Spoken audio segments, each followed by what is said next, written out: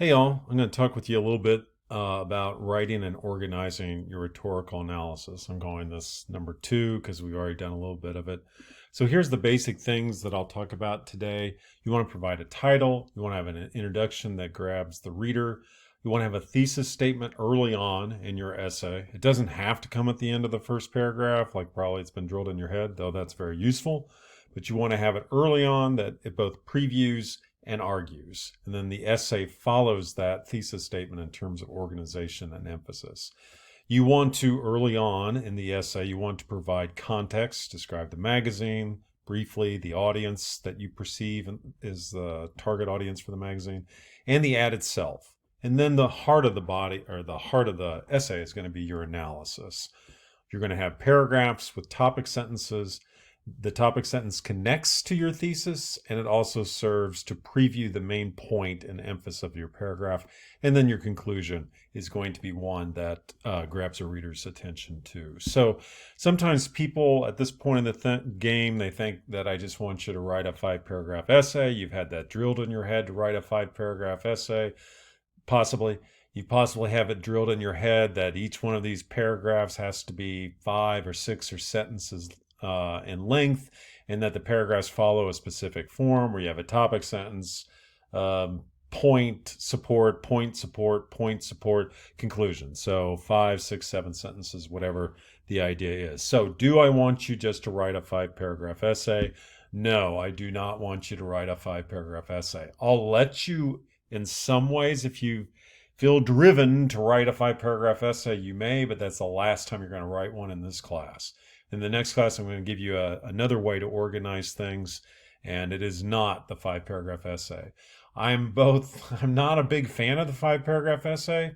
I don't want to slam on anyone who teaches this, because it can be a useful way to get people who are uncomfortable with organization. At least it provides a means for them to organize their thoughts, and that's cool and that's good.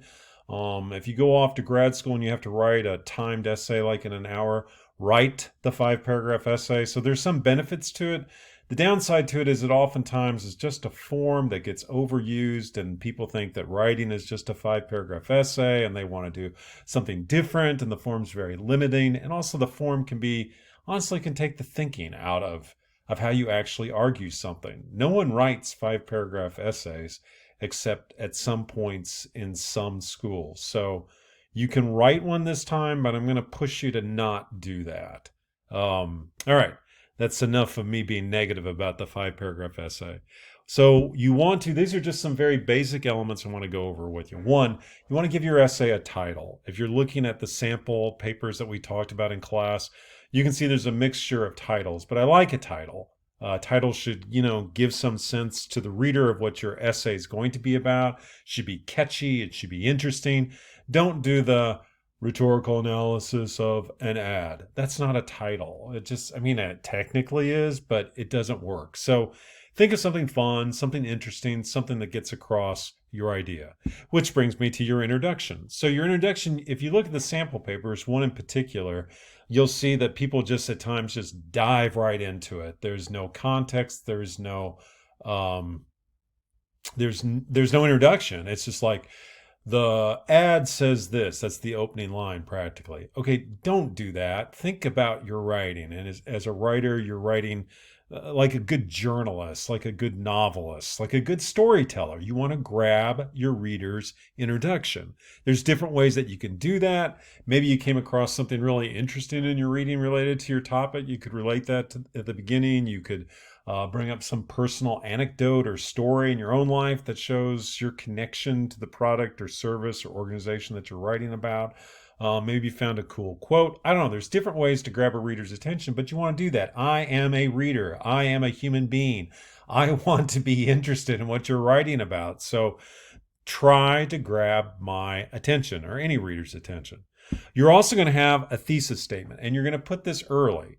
I'll talk about what the previews and argues means here in just a second, but here's the deal, y'all.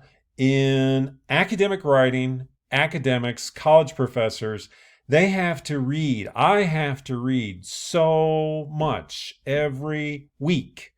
So, for instance, this semester I've got 44 students, and let's say they write this essay, and they write about 1,000 words apiece, that's 44,000 words I have to read.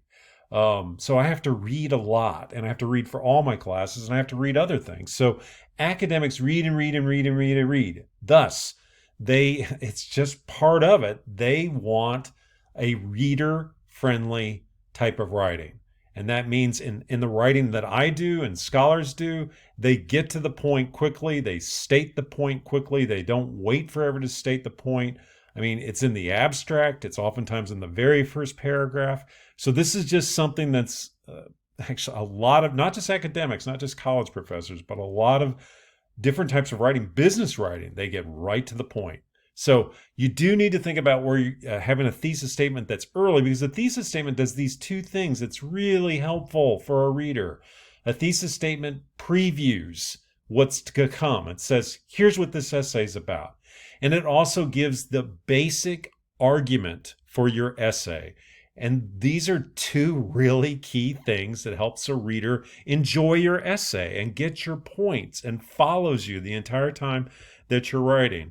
I'm going to give you some examples of thesis statements here. There's more than one way to make a thesis statement, but it needs to preview and it needs to argue. So the ad primarily appeals to pathos with limited attention to logos and ethos. That's an argument. You know from class, we've looked at ads and we've disagreed at times over whether a particular ad was pathos-driven, ethos-driven, or logos-driven. So there's always an argument to be made. Here's arguments. The ads, there's a typo, y'all. I'm sorry. The ads makes, that's because I was writing a sentence and then I changed it and I forgot to go back to edit it. I'm just going to continue. Sorry, I am. The ad makes a largely local logos-focused appeal, though there is some appeal to pathos and very little to ethos. The ad makes an almost equal appeal to ethos and pathos with very little in terms of traditional logical argument. So those are just some examples, but don't do my typo there. That's embarrassing. I should probably stop and get rid of this. No, it's Friday. I'm going to let that typo slide. Forgive me. So your thesis statement previews and argues. So what this is the thesis statement acts as a promise. It says to your reader, this is what I'm going to talk about, and this is my main point. So naturally it follows that the essay then follows what was promised in the thesis statement. Look at the thesis as a promise.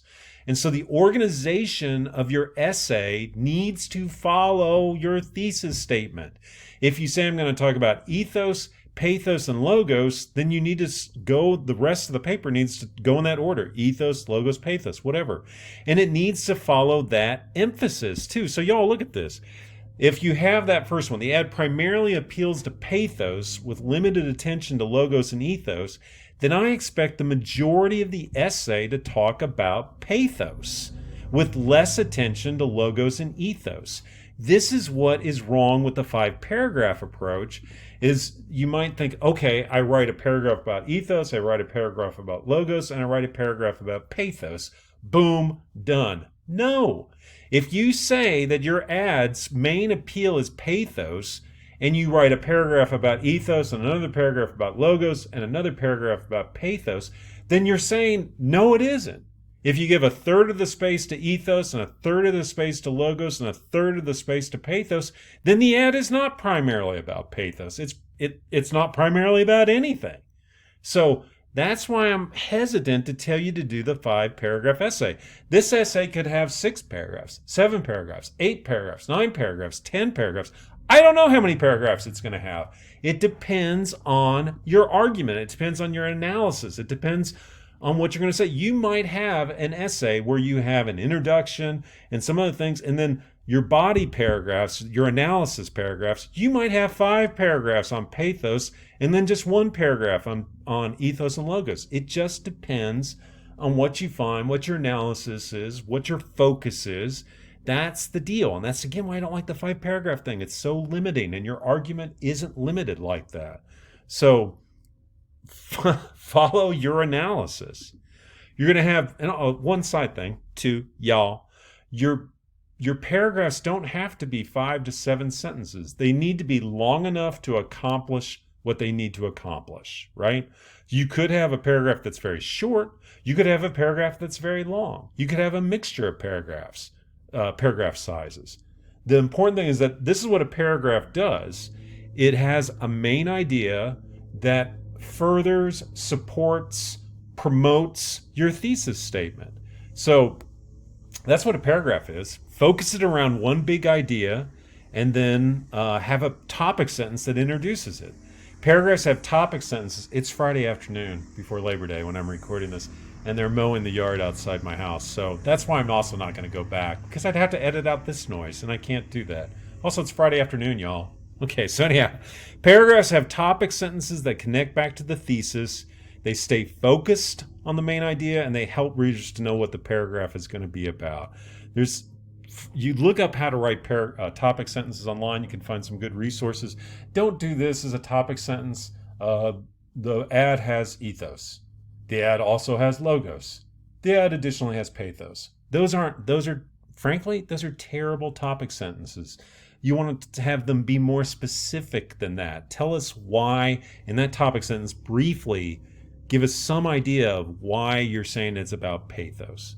So context also matters, or whatever it is. Context matters. So in this ad, I want you to, and again, this won't be a large part of your essay, but you do need to talk about this, and you should talk about this early on. You want to describe the magazine, and that's very brief. You want to describe the audience, which you've put together from a variety of factors to figure out what the audience is.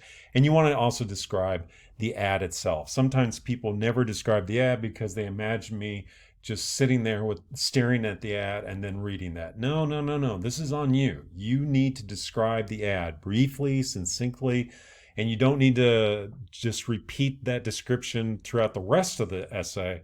Just describe it well enough that we know what the product is, we know what's going on, and then go into greater depth later. Okay, so then the next thing you got to do, and this is the heart of your essay, is you got to do analysis, right? You're going to talk about whatever it is that you found. If the paper is ethos-driven, then most of your analysis is going to be about ethos. If it's pathos-driven, then that. If you think it's some mixture primarily of two and not all three, then that's where your analysis is going to lead you.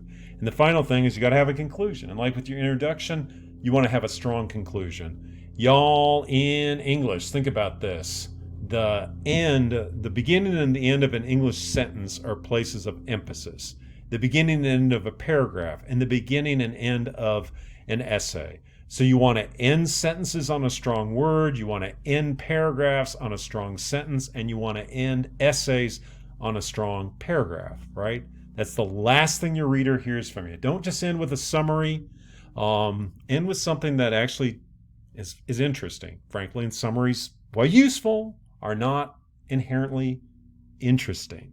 Also, I would tell you this. If you write a summary, go back and make sure that you actually summarize the paper you wrote. Because at times, I don't understand what the paper is about until I read the summary, and then I go back, okay. And then sometimes they didn't write that paper. So if you write a summary, just make sure you've summarized your paper. It could be, if you didn't, then go back and change things. All right. The most boring slide is the one at the end. Make sure you have a title. You want to have an attention-grabbing introduction, a thesis statement that previews and argues, and then make sure the essay follows that promise statement in terms of its organization and emphasis. Provide context. You do want to do that early. You also want to state your thesis statement early. Have good, solid analysis. And a conclusion. Y'all can do this. You can do it. All right, y'all. Peace.